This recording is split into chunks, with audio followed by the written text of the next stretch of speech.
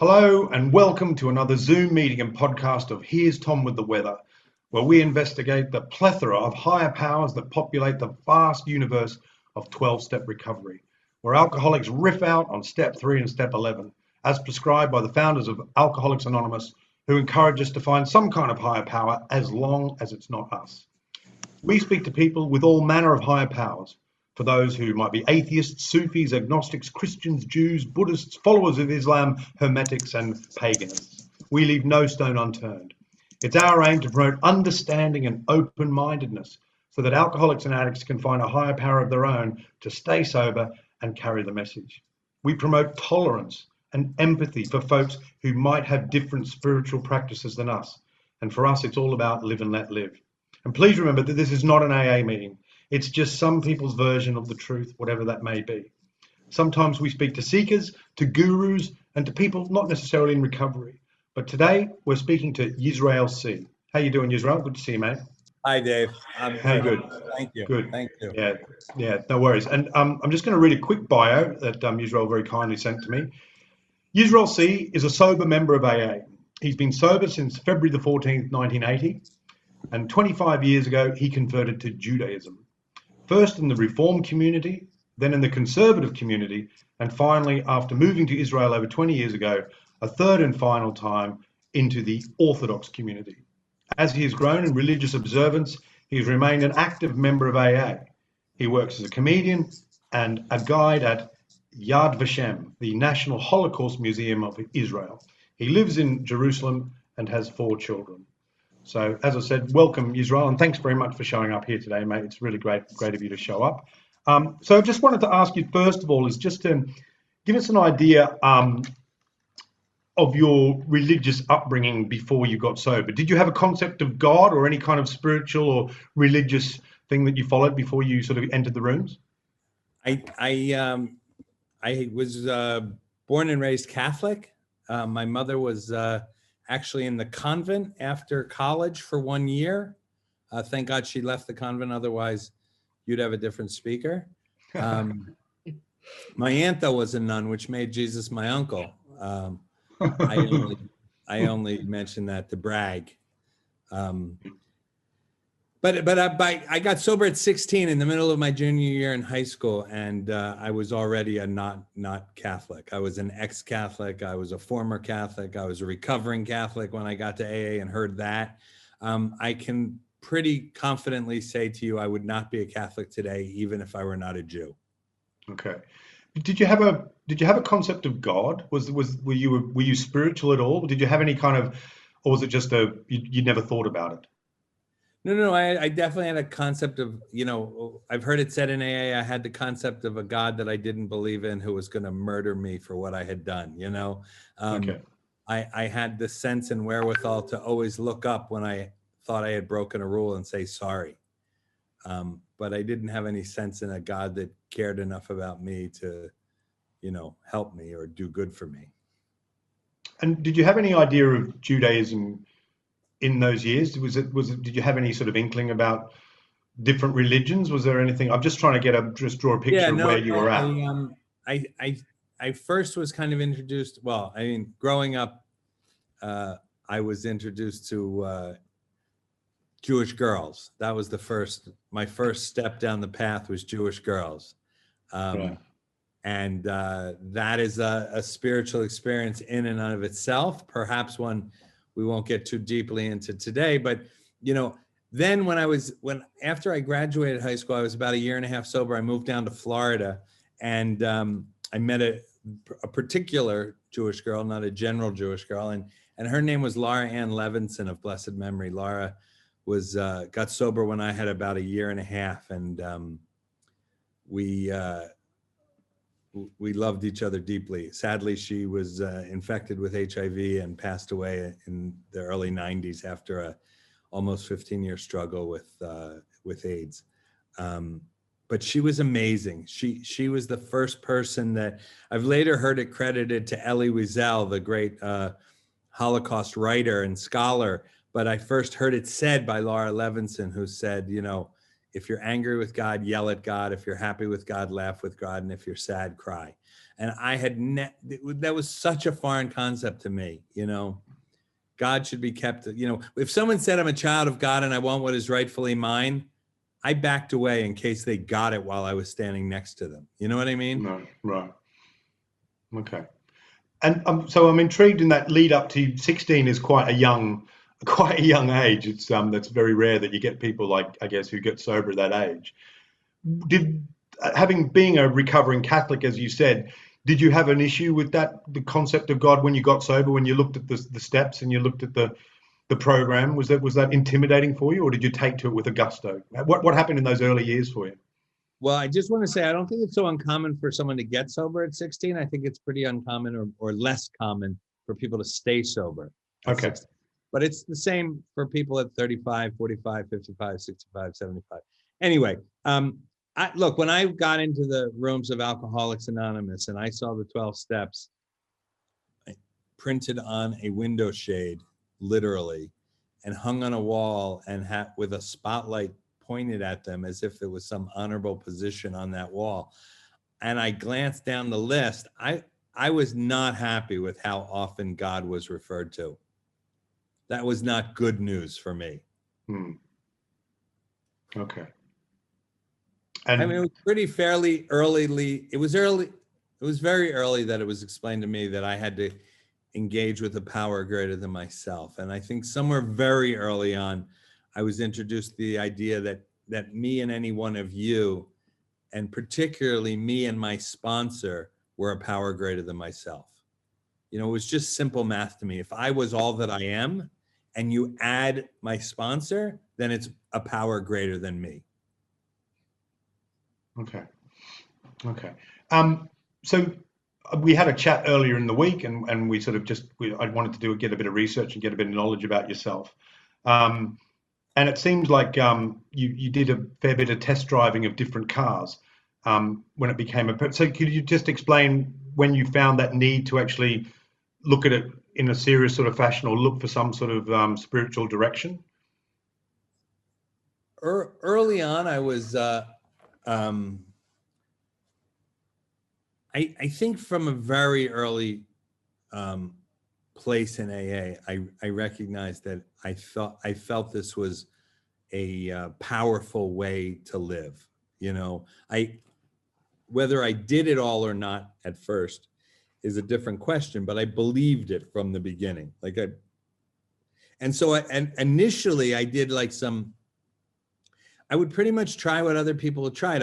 I suddenly heard that there was a mass. You know, I went to a Catholic high school. I heard that there was mass every day at lunch. Now, they don't talk about mass at lunch, you know, the guys that are smoking pot behind the dumpster on the girls' side of the school. They never even mentioned that there was mass, not once.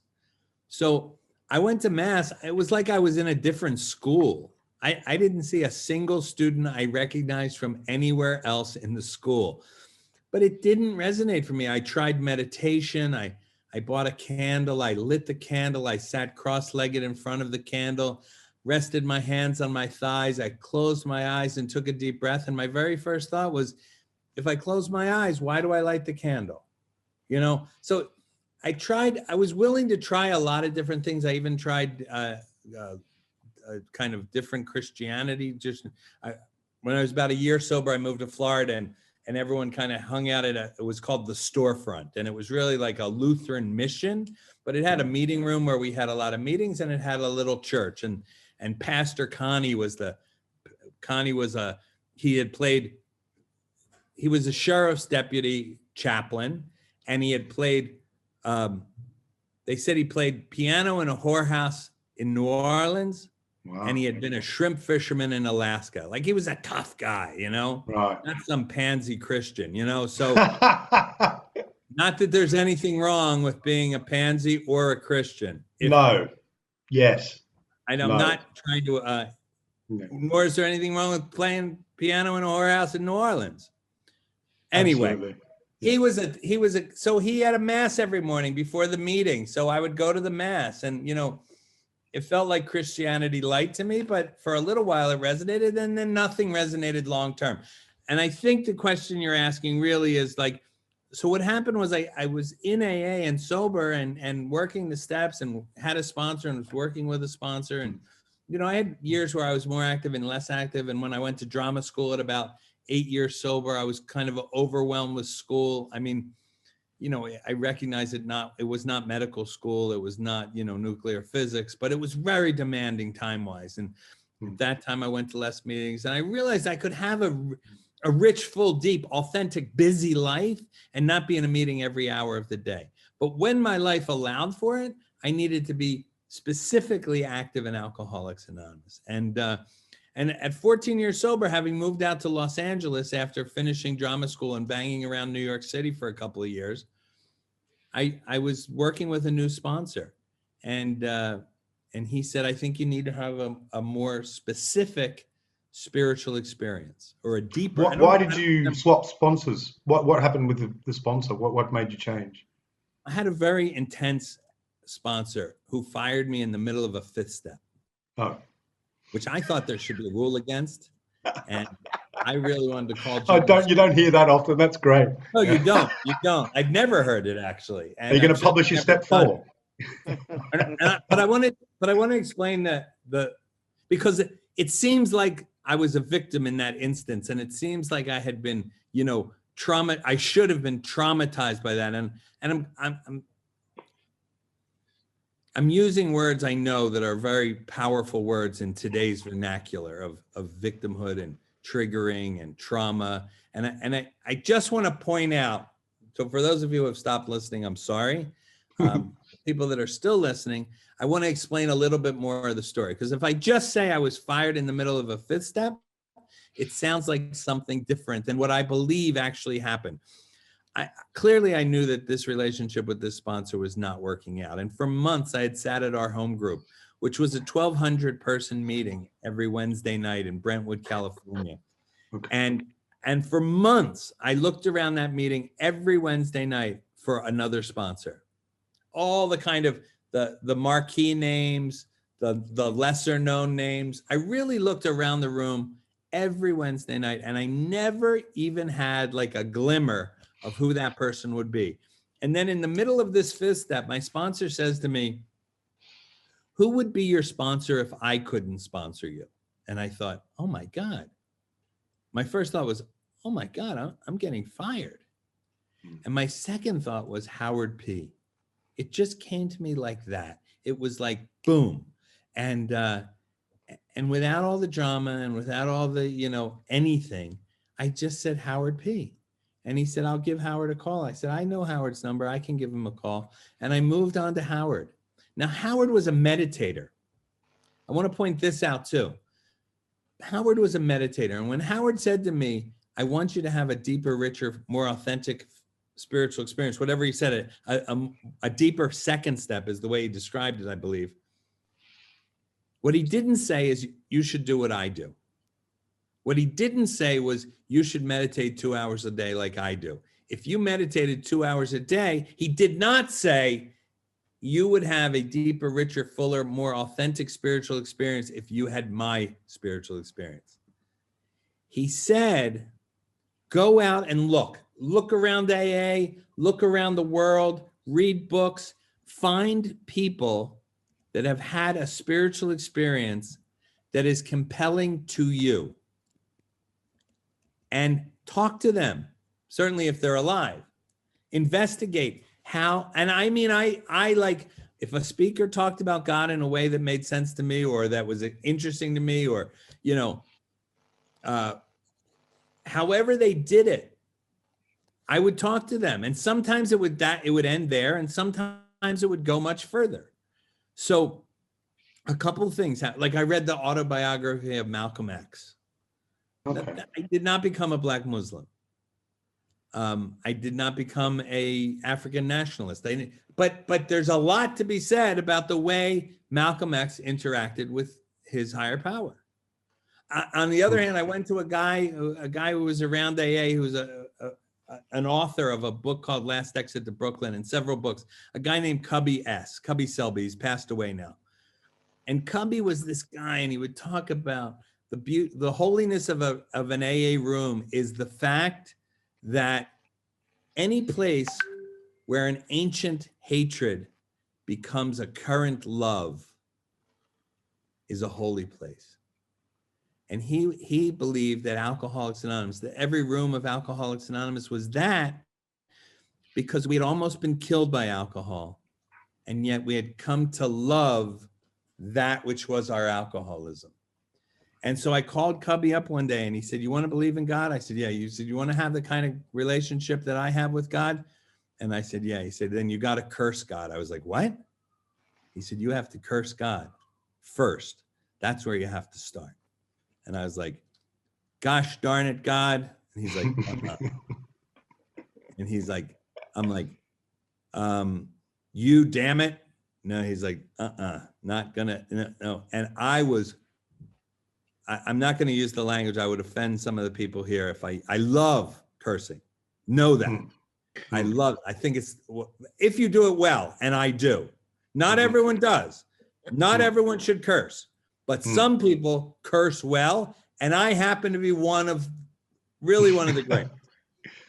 I use it just at the right time to knock people off their socks. You know, they look at me, they think one thing, bam, hit them with a good motherfucker, and boom, they don't know where it came from. It's like a roundhouse left. There's definitely an art to swearing. There's definitely an art. There is. You're right. So anyway, I'm screaming on the phone. Now that it didn't transform me into Cubby, but I kept searching and seeking, and what I ultimately found was a course in basic Judaism. Now, Laura, back when I was 18 years old, had given me a series of books to read. One of them was Exodus, the novel by Leon Uris. Okay. And I read that, and I wanted to move to Israel. I wanted to live on a kibbutz. I wanted to build the state. I wanted to, now it was 1983. The state was largely built. The kibbutzim were dying already. But I went to see a rabbi who ran a program called Volunteers for Israel. And he said to me, "You're Catholic. What the hell do you want to go to Israel for?" And I thought, I guess I just assumed as an ex-Catholic, as a Catholic boy, I just assumed that rabbis and priests were on the same spiritual clergy level, and certainly if a priest asked you a question, he was not looking for a discussion or an argument or a fleshing out of your ideas. He was just telling you didn't want to do it. So I just accepted what he said, and I went about my way. And now, years later, Jews would tell me, who cares what business is it of his why you want to go to Israel? You should have told him, none of your business, Rabbi. I would never interact with the clergy in those days like that. That's all changed, thank God. But that was the beginning of the journey. Now it turns out. Just stop you there. Sorry, I just wanted to ask you about the Leon Uris novel. And I've heard of it. I've never read it, and there's probably people here who did. What was it about that book that changed it? So you've mentioned that a couple of times to me in our previous conversation. What was it about that book that captured you so? What did it for you? It's a good question. First of all, I was just about to say, Leon Uris, it turns out he also wrote a book about Ireland and a book about the Warsaw Ghetto during the Holocaust. Like, I'm lucky I read Exodus, or I might be in County Cork. You might be here with me. An Irish farmer in County Cork, Who knows? Who knows where I would have ended up? I think what the book spoke to me about it was this, this sense of it takes place at the founding of the state, just before and just after and through the War of Independence of the founding of the State of Israel. And it's a love story, and it's a love story between human beings, and it's a love story about a land, and it's a love story about a people with God, and it resonated for me in a great many ways. And it's one of these books that's called a historical fiction. It's based on historical facts, but most of, if not all of the major characters are fictional characters. Now, when I actually got to Israel some almost 20 years later, it was a totally, it's not Exodus here. It's a very it's a very real place. I always say the book was a historical fiction, and the land itself is more of a fictional history. Or the book in reflection was a fictional history. But I don't know why it grabbed me. I really don't know why it grabbed me. Although it's a book that had, I tell this story a lot when I when I speak publicly and when I do comedy, and people always come up to me and say, "Oh yeah, I ended up in Israel too because of that book." You know. All right. Okay. They're most And, Jews to start, but anyway. I guess that's just, I wanted to touch on, and we did speak about it again the other day. When you talk about the creation of the state of Israel, did you have any reservations in terms of that path? Did you actually think about things such as the annexation and the occupation and stuff? Did that have any? What are your thoughts on that? I guess is because the connotations are always going to be there, and I just wanted to sort of get your thoughts on that. I mean, I've certainly had my thoughts. I mean, I'm from the United States of America, which is an imperialistic occupying power of its own. Yep. So it's hard to, and you know, I believe you're in Britain, which has its own checkered past. I mean, we human beings are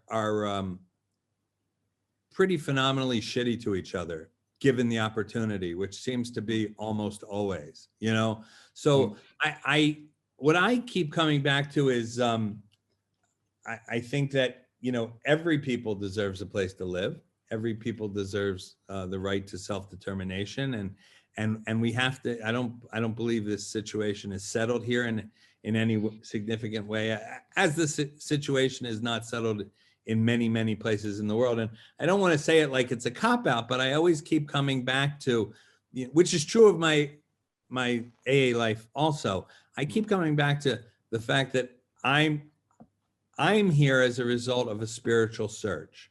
I'm here as a result of trying to manifest steps 2, 3, 11, 10, you know, in my life. Okay. So let's go back to Leon Uris. After Leon Uris, and so you progressed, you came here and you were shocked, I guess, or you found there was a difference between, you know, a priest and what you'd experienced and what you were about to experience, and because that is quite fascinating. Because some people could say, I sound like a Fox News guy. Some people might say it's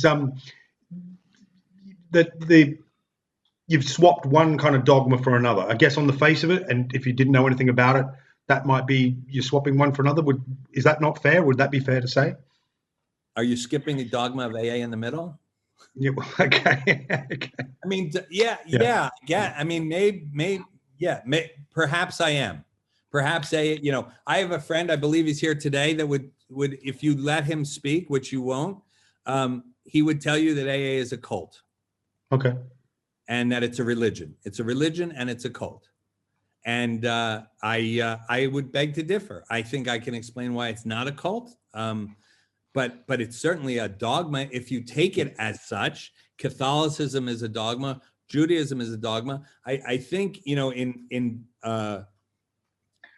I think too, even in the dogma of religion, I keep coming back to the idea that I'm here is what I'm doing or not doing within the rules. I mean, I do try and stay within the rules. I'm not the strictest rule keeper that you've ever met. Not in AA, not in Judaism, wasn't in Catholicism.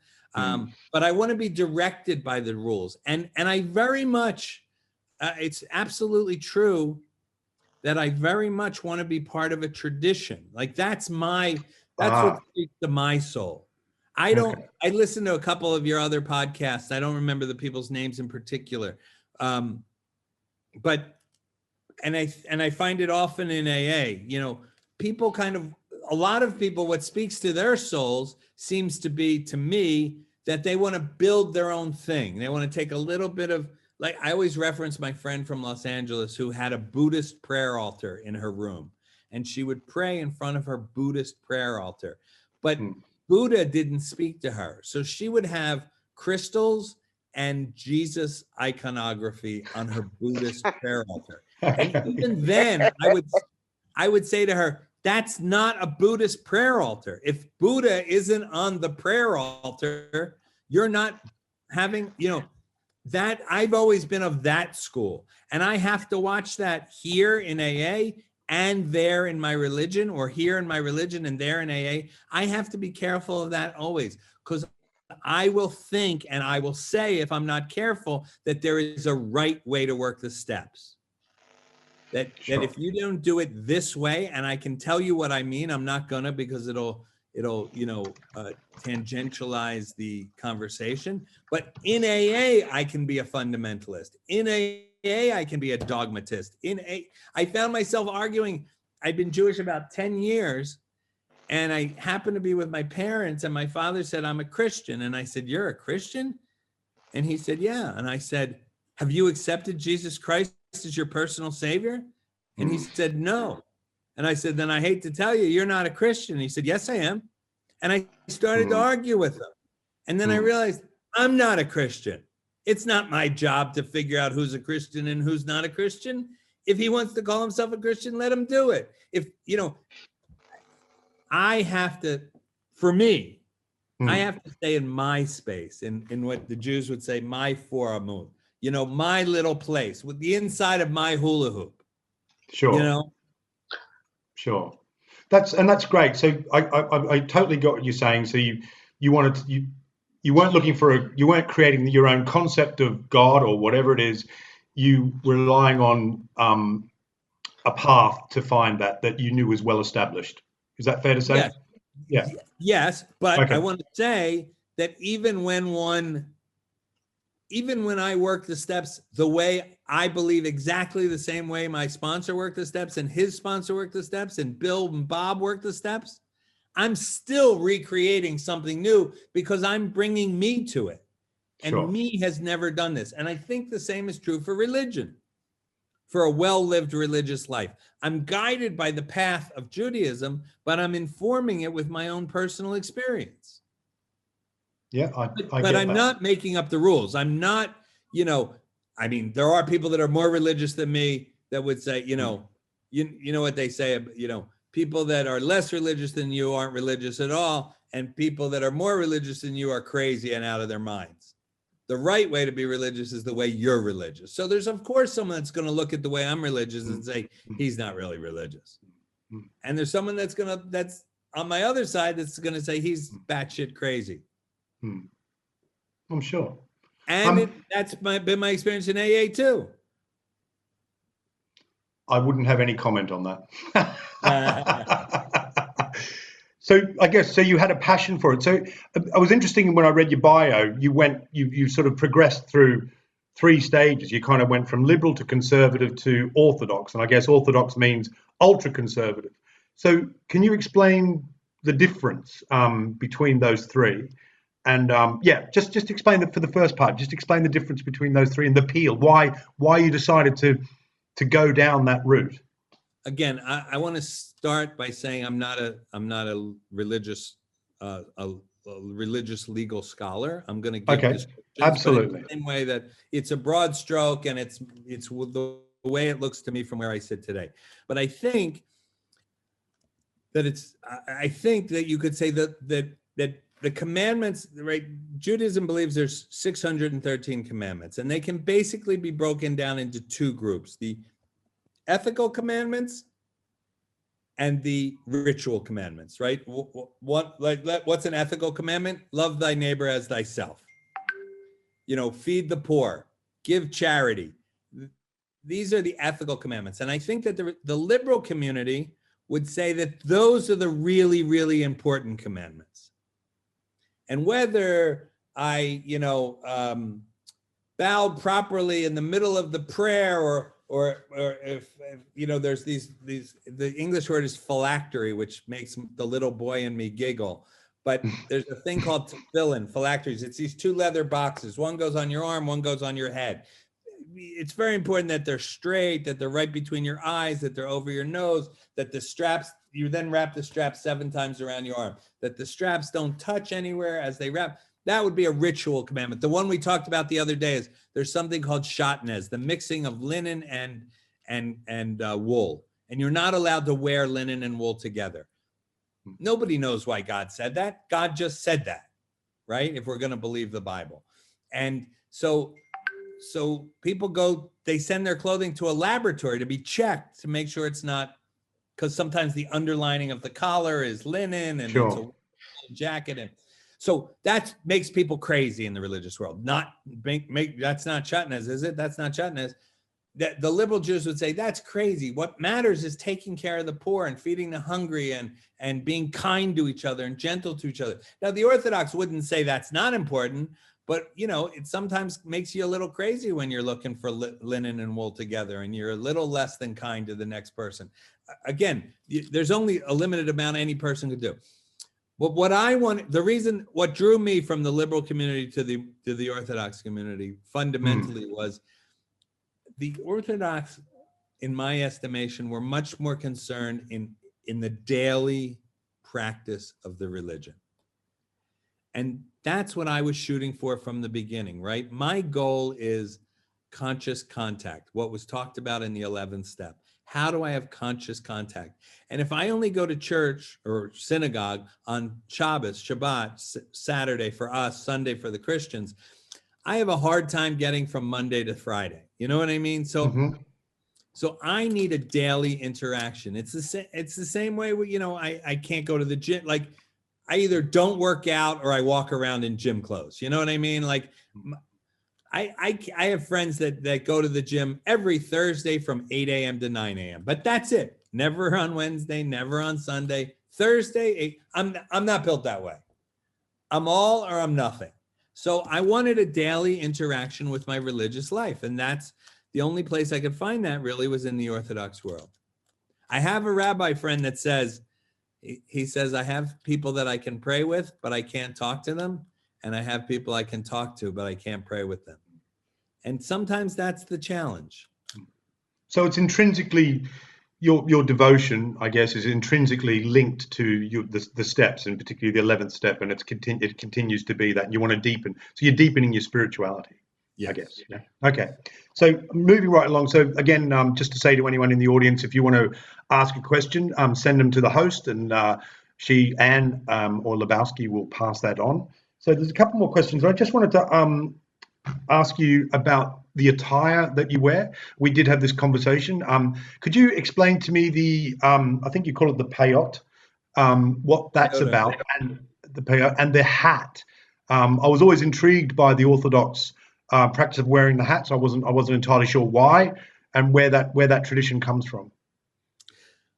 So the in the Bible, and I don't know exactly where, but you can Google it. It says not to mar the corners of your, when I say the Bible, when I say the Bible, what I mean is the Old Testament. What the Old Testament. The Old Testament, the Hebrew Bible, which is the Torah. The first 5 books of the Bible are the Torah, and then the writings of the prophets, and then the writings, and then the prophets. So that's the and somewhere in there it says not to mar the corners of your beard, right? So not to cut them. So let's say the corners are here and here. Since the face isn't flat and I don't have that kind of chin, if I did, I'd find a way to mar the corners of my beard so you could see my cleft chin and my, anyway. Oh, yeah. As a way of showing that you're not marring the corners of your beard, you let your beard grow, and the corners you grow out and curl just because it's nicer than having like a mane of hair, but you're showing that you're not marring the corners of your beard.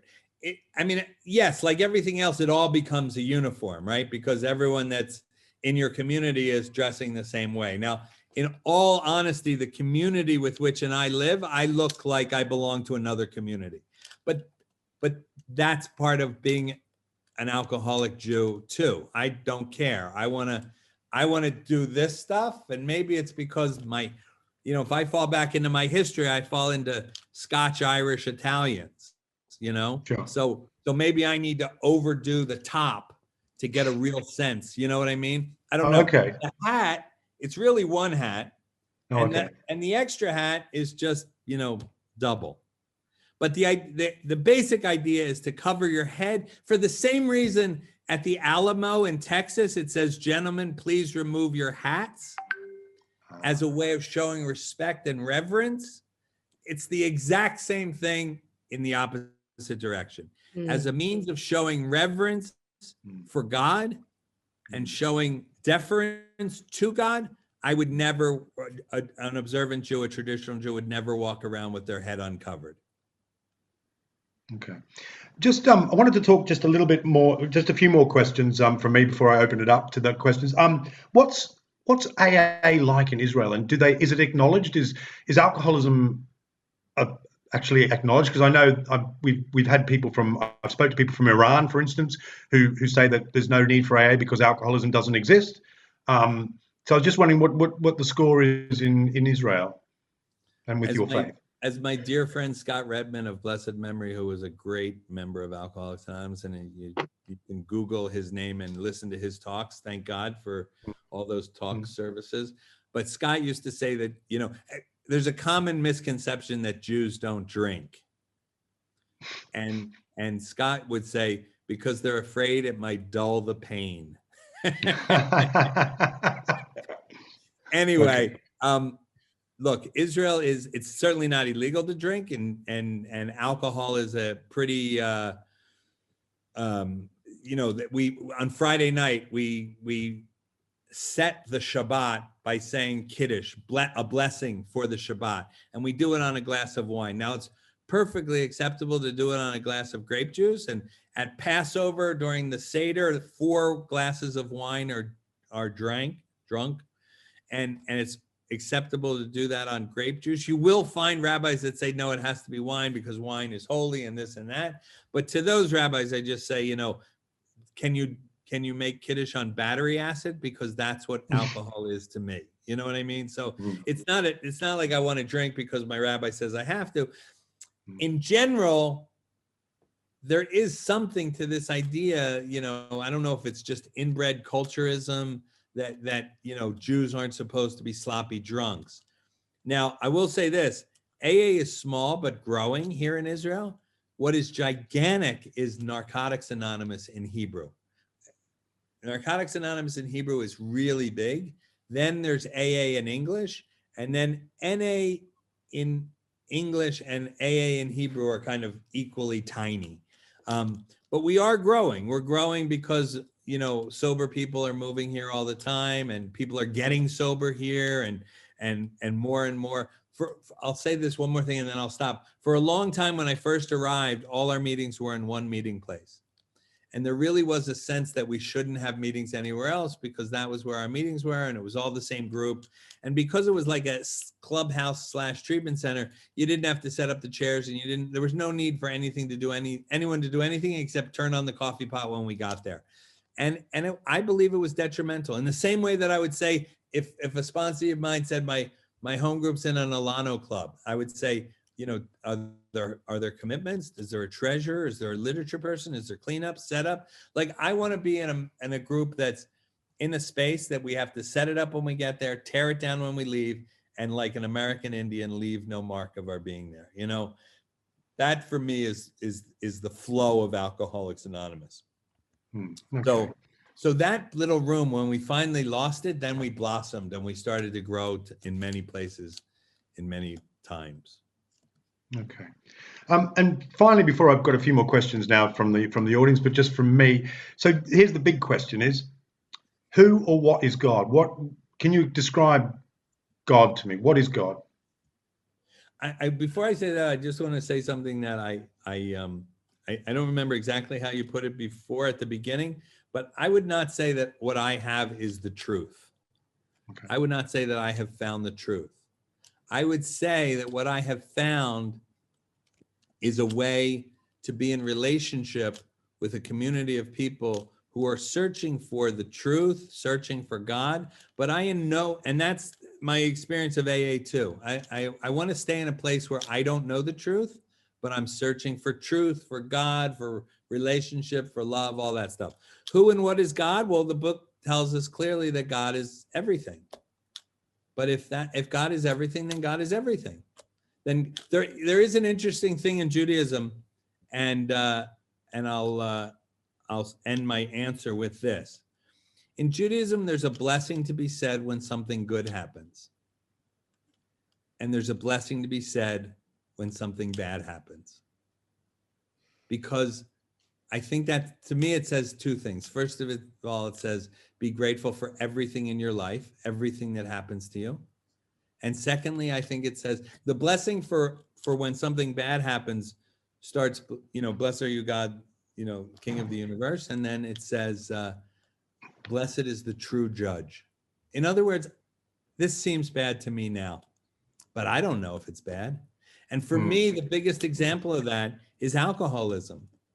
When I got to Alcoholics Anonymous in early February of 1980 as a 16-year-old kid, alcoholism was the worst thing that had ever happened to me. And sitting here today as a 57-year-old man and father and sober member of Alcoholics Anonymous for almost 41 years, Sunday will be 41 years. Wow. Alcoholism is the best thing that ever happened to me. That certainly connects with a lot of other people that we've had here talking on this particular show. So that's beautiful, actually. Thank you very much for that. Now, questions from Josie. Josie from Toronto. Do you want to ask this question, or do you want me to ask it for you, Joe? Do you want to unmute Joe for me, please, Anne?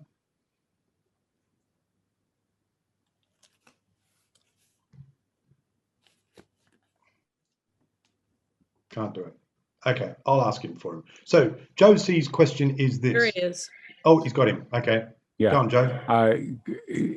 Very enjoyable to listen to you again. But my question is your concept of God a literal or abstract being? Yes. I mean that kiddingly, and also, I work away from the literal because I think if God is everything, and if God is beyond my understanding, and if God is, if I can tell you, Joe, what God is, then I am greater than God because I was able to quantify, qualify, and describe God. I want to, and I have to believe in something truly greater than myself, not just me and Joe are a power greater than me. I get that. And that on any given day is enough to recover from alcoholism today. But, do I know if God really gave Moses the Torah on Mount Sinai? Do I really know if God, contracted God's self to create space for this universe? I believe that I'm searching for information and that I'm sustained and supported by energy, and that I'm surrounded by a group of people, communities and communities of people that I both get to be of service to and that are of service to me. Wow. Happy, Joe? Thanks very much. That was a great Happy's question. a lot to ask, Dave. Happy's a lot to ask. That's a really that's an amazing answer. Thank you very much. Suzanne asks, good to hear you and see you. How do you practice the traditions hand in hand with your religion? If Suzanne could be more specific, that would be great. But I think that what Suzanne is asking is the traditions of Alcoholics Anonymous, you mean, right? Yes. I really don't see any conflict. I think the beauty of Alcoholics Anonymous is that it fit exactly. It's a template. It's a way of life written on tracing paper. I don't know which that really is. I love to say trace paper because I think it makes me seem more intelligent, but it makes me seem like an idiot. I don't really know which. So if someone could just send Dave a message saying whether it's tracing paper or trace paper, that would be helpful for me. Then I would feel like I would have gotten something in return for all that I'm giving you. I'm kidding. But Alcoholics Anonymous worked just as well for an Irish Italian Catholic kid from Philadelphia at 16 as it works for a 57-year-old Orthodox Jew living in Jerusalem today. I don't see any conflict in the traditions of Alcoholics Anonymous with any religious tradition. That's the beauty of Alcoholics Anonymous. Whether the early members were Christians or post-Christian or pre-Christian, or I believe they really, really worked hard to make this available to everyone. The book, right? You alluded to it on page 93. It says, really quickly, I'm almost there. Okay. If the man be agnostic or atheist, make it emphatic that he does not have to agree with your conception of God. That's all in italics. He can choose any conception he likes, provided it makes sense to him.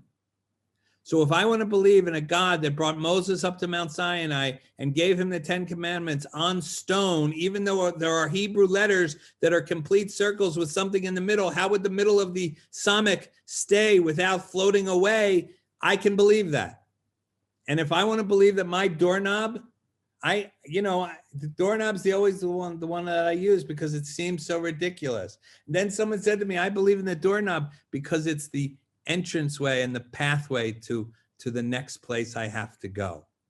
Man, that's more profound than Judaism. You know what I mean? Like, where's that doorknob? I want to worship that doorknob too, you know? Find me that doorknob and let's protect that doorknob and let's kill people in the name of that doorknob. Let's do it right. You know, the only tradition that perhaps I, as a member of Alcoholics Anonymous, am violating by coming to Alcoholics Anonymous dressed as a religious Jew is the 12th tradition of Alcoholics Anonymous. If I really, truly, truly believe in the anonymity of tradition 12, the humility of tradition 12, then I would seek to come here. I have a friend who's a Catholic priest who doesn't wear his collar to AA and never likes to hear himself referred to as father. Because he says, here I'm just Tom. Sure. And so, but I don't know how else to dress. This is the way I dress. So if my, religious garb upsets you, I'm sorry.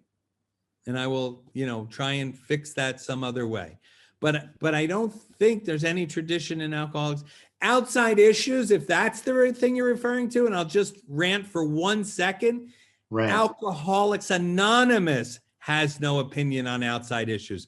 Members of Alcoholics Anonymous can have all the opinions on anything they want. Our goal in terms of unity is to try not to express our opinions in such a way that we alienate or make more difficult someone else's membership here. But we're allowed, I believe, to rant and rave about anything we want, at any time we want, however we want. But what we say has cost. And we have to recognize that. Dressing as a religious Jew, because I am a religious Jew, is a price I'm willing to pay today.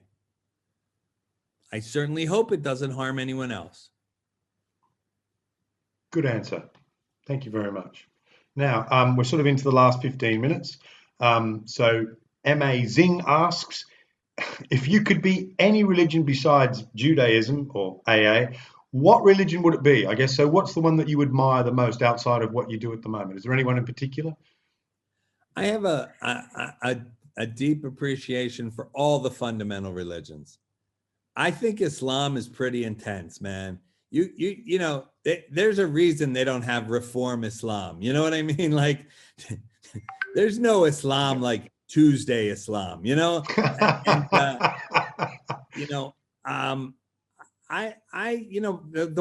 Jews that are more religious than me, the ultra-Orthodox Jews that stay in their neighborhoods and look down on people that don't look just like them, and the guys that have moved to a little town in the Ukraine called Uman to be near the grave of a rabbi who died 220 years ago, and they think they're talking to him every single day.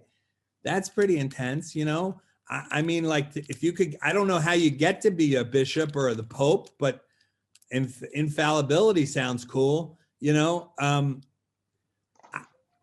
I appreciate intense religious experience. I just don't like when it gets dribbled in my lap. You know what I mean? I try and keep my religious intensity in my hula hoop. Sure. It's not my business to be telling you what your business is. I really believe that. I 100% learned that in Alcoholics Anonymous, but I want to bring that everywhere I go. That's a part for me, of practicing my principles in all my affairs. If I want to go move to Uman, and I've visited Uman, and I've sat at that grave, and I've talked to that rabbi, and I've made demands of him.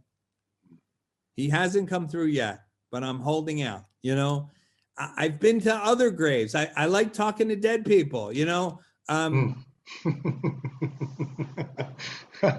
Sometimes it's more fun talking to dead people than alive people. I'll stop there.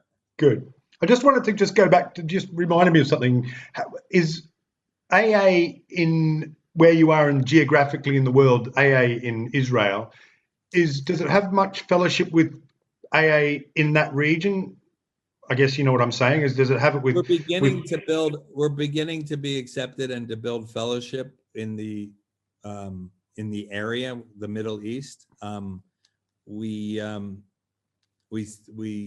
It's not without some difficulty on you know, it's been a challenge. It's been a challenge to even grow, you know, Arab language. Israel has about, you know, only about 9 million citizens total, of which about 18% are Arab, and we don't really have Arab speaking meetings. So not only are we trying to join AA as a whole, like if there's something called MERCA, that's what you're talking about, the Middle Eastern Regional Committee of Alcoholics Anonymous. If you go to the MERCA website today, Israel will be listed as a member country. That's pretty much because the chairperson just decided we should be.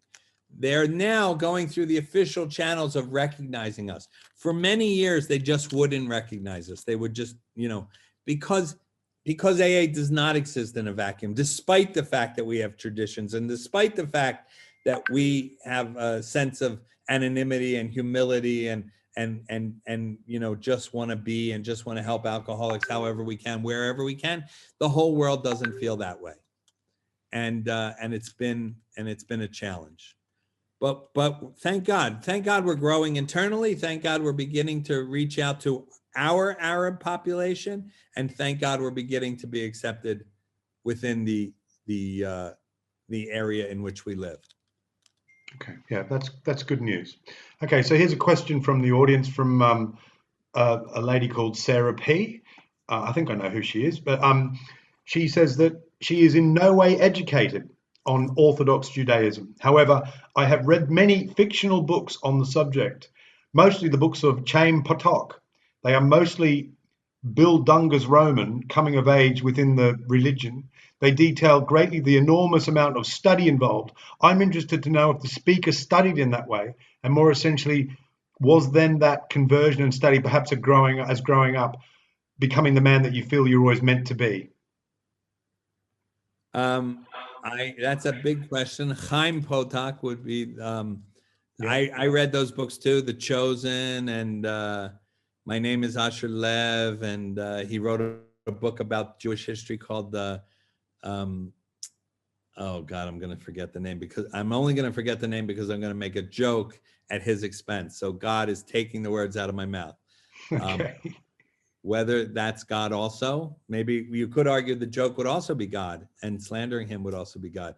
Anyway, I did study, not you know, in that way, but in a very kind of liberal environment. By liberal, I mean men and women learned together, men and women taught. That's usually that intensive learning that's is yeshiva learning, and it's religious textual learning, and it's in those worlds it's always done separately, men and women separately, and with the exception of men teaching women. How's that, my friends? Oh. But that's neither here nor there. No, it's not what we're talking. So I have done some of that learning, not in that truly ultra Orthodox environment. Okay. So I just wanted to just pick up, and when you said in your bio that you're actually you operate as a tour guide at the Holocaust Museum in Israel. Yeah. I just wanted to, how did you score that gig, and why did you want that gig? And I guess, you know, looking at the whole. You know, it's obviously very momentous and a very sacred place. What does it mean to you to do that in terms of your growth, your spiritual growth? So first of all, I primarily work as a comedian, and so when people say, "What, you're a comedian and a guide at the Holocaust Museum?" I say, yeah, I like a challenge, you know. Yeah. But a friend pointed out to me, and I think it's true. It's both what I like most to do, and it's true about my, you know, my membership in AA, and you know, the opportunity I often get to speak a lot. And through Zoom, it's been around the world. Is certainly this. We wouldn't have probably done this if hadn't been for Zoom and Corona. But part of what I've always wanted to do is as work, whatever this would mean, is talk to people and have an effect on them. I remember, you know, as a you know, a high out of my mind, drunken, sedated teenage boy sitting in front of the TV, sobbing while watching Love Story. Now, we could argue the depth and authenticity of, or the truth of Eric Siegel's Love Story, but what we can argue in my mind is the fact that those words of someone else were able to touch my soul in a time and a place where I was unable to touch my soul. And I've always wanted to do that through my work, both as a comedian and as an actor. And ultimately, when I heard of the opportunity to become a tour guide at Yad Vashem, through the experience of guiding people through the Holocaust Museum, through this horrible, horrible, horrible history, and being able to show people that to the degree that they're willing to hear it and see it.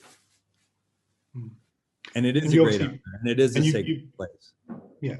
And you do it regularly? Is it every time you still do it, do you have a feeling? Do you still get the feeling every time you walk through? Yeah, I mean, it's you know, certainly to some degree you have to be able to. Shabbat shalom, bye, thank you. My son's just going out. Certainly to a degree you have to be able to you know, keep your emotions in check so that you can keep talking, you know. There's certainly, I mean, as is true of most things in life, you know, if I certainly have kind of compartmentalized it to a degree. Otherwise, I don't think I'd be able to even go through it once. You know what I mean? But it's such a powerful place, and I try and keep it fresh and real, and don't let it become, you know, something that I'm thinking about my lunch while I'm talking about Auschwitz. Yeah. Okay. So I think we're almost But that's here. true of my experience in AA. I've been in AA 41 years. Right? I don't insist on having a new experience, something fresh, something, you know, come on, man, make it interesting to me. It's not about me. It's not about me in Yad Vashem, and it's not about me in AA. I'm there to be of service to the newcomer. So instead of saying, hey, you know what, let's talk about something that's interesting to me, like colonics. You know, we're not there to talk about colonics or whatever I'm into that day. I'm there to be welcoming to the person who just walked in, and to remember that they don't know the language that we speak. They may not know if they're a real alcoholic. They may not know if they have a peculiar mental twist or are in need of a psychic change. They might not know all the things that we know. So I don't want to insist that they have my experience so that, you know, and in the same way, I'll say one more thing and then I'll stop talking. I have a lot of friends that stop coming to AA, and when I ask them why, they say, you know, I don't need it anymore. I don't get anything out of it. You know, I'm having these tremendous spiritual experiences in my, you know, artistic life and my cultural life and my religious life. And, you know, it's just kind of a drag to be there in AA, you know, and I agree with them. If you come to AA to get, it's the Yiddish word would be schwach. It's shit. If you come to get after like 3 months, there's not much to get. But if you come to give, then it's endless. It's ever changing. It's completely replenishing. It's an eternal spring. If you come to, I mean, I'm talking about the getting. All those things are the getting, but The key is I have to come to give. And I have to approach my comedy that way. I have to approach being a guide at Yad Vashem that way. I have to be there to give, not to get. You're talking about service. It's your life is about service. Okay. It sounds a little precocious if I say it that way, but yes. I like it. That's except the parts that are entirely selfish and self-serving. It's all about which bits are they? Yeah, I know. Yeah, that's great. Just on that, is your sponsor in Israel, or is he international, or is he Jewish? My sponsor is international. My sponsor until this past summer was Clancy Imislund, who just passed away, who was, as many of you know, Norwegian Lutheran, which is not Jewish. But when Clancy died, I got a new sponsor who it turns out is Jewish. And it's the first time I've ever had a sponsor say, look, I don't want to Jew it all up, but this is what you should do. Clancy never said that. Okay. Oh, wonderful. Okay. So look, final question for me. This is what we always end with. Is you fortunately, you won the lottery or whatever it is, whatever you do, you've won $3 billion, and you've decided that you're going to pack up the family and you're going to buy a super yacht, and you're going to get all your worldly possessions, all your books, all your photos, everything, stack it on this super yacht, and you're going to go sailing, and you're just going to live this massive life of luxury on the high seas. You're sailing through the Pacific somewhere, and off the coast of Fiji, you hit a rock, a submerged rock, a reef. The hull rips apart, and it's massively starting to sink. It's starting to sink immediately. All you've got time is to grab a plastic bag and your favorite book from the bookshelf. You throw the book in the bag, dive overboard with the family, swim to a little deserted island and await rescue. And that's where you'll be reading your book. What's the book? Who's it by and why? I think I would put the bag over my head instead of the book in the bag and just end it right there, because this sounds terrifying. But if I was able to fight off that urge, I mean, I heard the answer is the answer that I heard your guests before Lickerman give. I forget his name. It would be the big book of Alcoholics Anonymous. And the reason I would take that book is the reason he would take that book, because every other book I have in my life, I have as a result of Alcoholics Anonymous. The reason I have a family, Alcoholics Anonymous. The reason I won the lottery, winning 12 billion shekels, I know. Alcoholics Anonymous. The reason I'm an Orthodox Jew is Alcoholics Anonymous. The reason I'm not dead or in prison or in a mental hospital is Alcoholics Anonymous. The reason I have friends is Alcoholics Anonymous. And every time I read this book, I get something different out of it. So it would be the only book that I could bring with me that would keep giving me new messages. Though I promise you, with my family, there would be no time to read my book. Okay. Good answer. So listen, Yisrael C, I just wanted to thank you so much for coming along today, and to thank you. It's been an absolute honor and a privilege to have you here, and I think everyone would just be. It's been a fantastic experience to hear your spiritual path, and just to say to everyone, remember that we're here every Friday. This is a special time that we're doing it. It's a bit earlier today. It will be going back to its normal time next week. So we are here every week. Look out for the details. But I'm going to end record now and say goodbye till next week. And if you want to hang around for a bit, Yisrael, after for a few minutes, that'd be awesome. But thank you very much. And that's it. See you next week, everyone. Because of the Jews. You can blame the Jews. I just did.